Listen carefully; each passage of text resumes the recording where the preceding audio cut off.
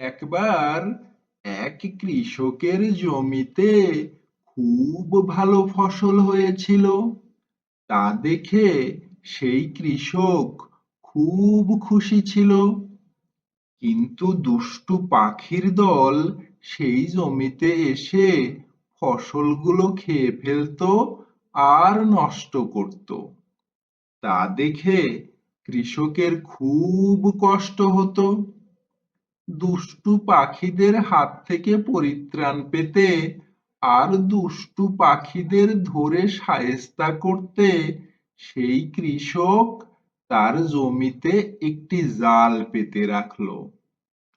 পরদিন ভোরে কৃষক তার জমিতে এসে দেখলো সেই জালে একটি সারস পাখি আটকা পড়েছে।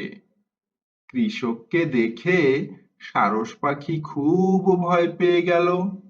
কাঁদতে কাঁদতে সে বলতে লাগলো, হে কৃষক, বিশ্বাস করো, না আমি তোমার ফসল খেয়েছি, না কোনো ফসল নষ্ট করেছি। আমি খুব ভদ্র সারস পাখি। আমি আমার আব্বু আম্মুর কথাও মেনে চলি।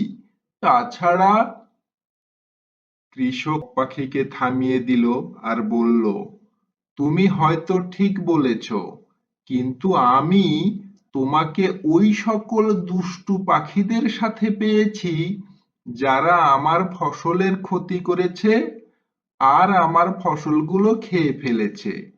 তাই আমি তোমাকে ওই সকল দুষ্টু পাখিদেরই একজন বলে ধরে নিচ্ছি, আর সেজন্য তোমাকে উপযুক্ত শাস্তিও পেতে হবে।